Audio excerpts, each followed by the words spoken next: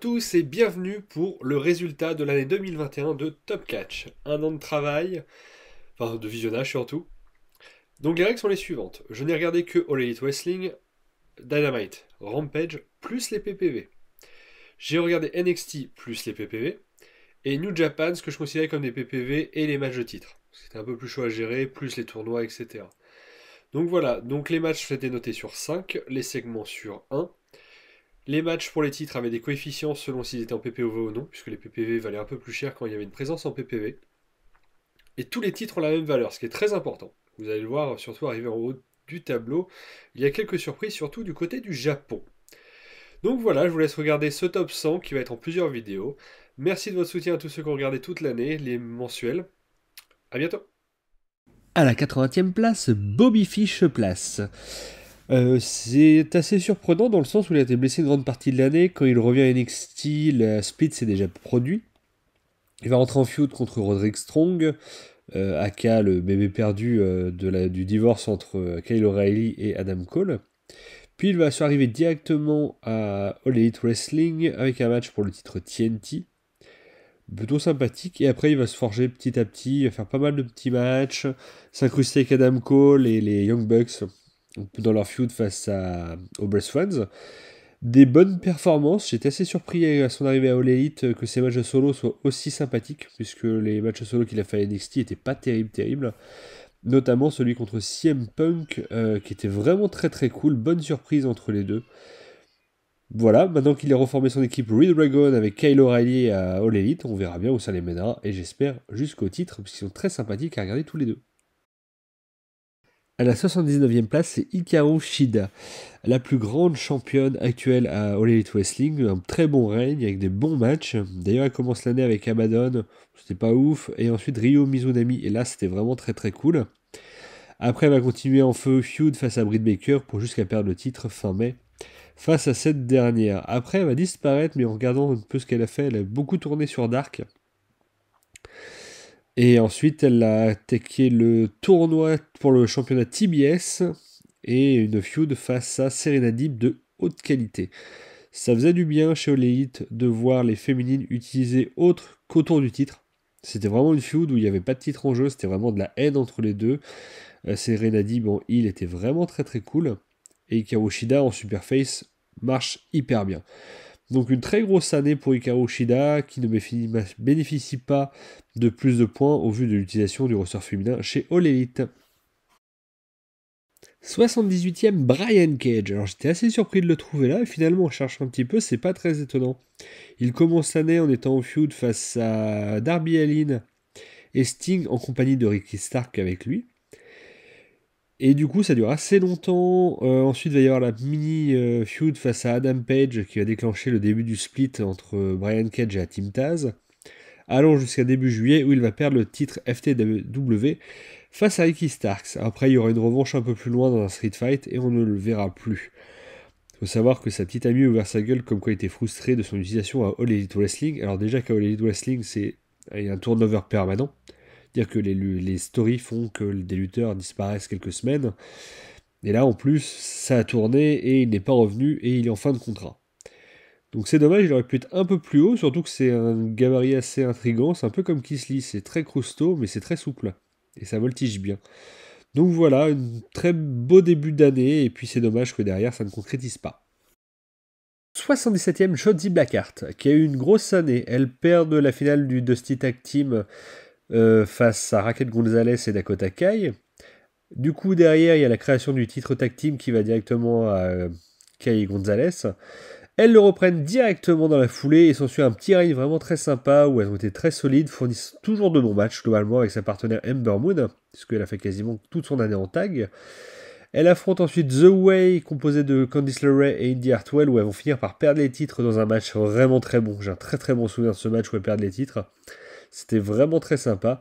Et je crois que c'est tout. Il me semble qu'elle passe dans le ressort principal derrière. Donc c'est dommage parce qu'elle est très très bien placée pour quelqu'un qui a aussi peu de temps d'activité dans l'année 2021. C'est très chouette. C'est dommage que ça s'arrête là. 76e, Finn Balor, le champion NXT de ce début d'année qui est en feud face à Kyle O'Reilly dans un combat d'intensité incroyable qui va mener au split de Undisputed Era. Derrière, pas grand chose à signaler, il va rester assez dans un rôle de ce grand solitaire un peu dur et perdre le titre face à Karrion Kross dans un match qui était à la hauteur de Karrion Kross, c'est-à-dire pas terrible. Voilà, on a résumé son année. Il est aussi haut parce qu'il avait le titre et qu'il a eu beaucoup de matchs pour le titre, mais sinon derrière il ne fait rien, et même en étant revenu dans le roster principal, c'est nul, et il n'en profite pas de lui. C'est dommage, c'est un excellent lutteur, en plus en heel, je le trouve vraiment excellent, il a vraiment quelque chose en plus, qui le rend très très crédible et très violent. Bref, c'est dommage. 75e, Tay Conti, l'ex de NXT, a eu une poussée incroyable à All Elite. Elle a tout connu, des matchs pour le titre, une grosse feud face à The Bunny et Penelope Ford alors qu'elle était accompagnée de sa copine Anna Jay. Tout lui réussit cette année. Certes, du coup, elle n'a pas pris le titre, mais elle n'a que 26 ans et le prendra très rapidement. Dans les années à venir, je la vois très très bien championne Ultra Face. Sa feud face à The Bunny et Anna Jay, n'importe quoi. Et Penelope Ford a fini dans une violence incroyable avec des matchs souvent pénalisés, il faut dire, par Anna Jay, qui n'est pas au niveau. Mais Penelope Ford et Tay Conti étaient vraiment au-dessus, The Bunny un peu plus limité, et Anna Jay est encore catastrophique malheureusement. Mais rien que le match hardcore de la fin était vraiment très cool, elle mérite sa place amplement aussi haut. Je vous l'ai dit, match pour le titre, gros feud, ça suffit. 74e, Santana de la team Santana et Ortiz. Ils ont eu un shot pour le titre dès le début d'année qu'ils ont perdu face aux Young Bucks. Ensuite, ils ont été embarqués dans toutes les storylines du Inner Circle, ce qui explique sa position à la 74e place. Il y a eu le Blood and Guts, il y a eu le Stadium Stampede, et il y a eu le match à 10 contre l'équipe de Dan Lambert. Et ils finissent l'année en étant en feud avec 2.0 et Daniel Garcia, qui était une storyline d'attente en attendant ce qui se passe actuellement. Donc pas grand chose à dire, pas de grands faits d'armes à deux d'ailleurs avec Ortiz, ce qui est un petit peu dommage parce que c'est une très bonne équipe. Mais voilà, dans le sillage de l'Inner Circle, donc du coup de gros matchs surtout.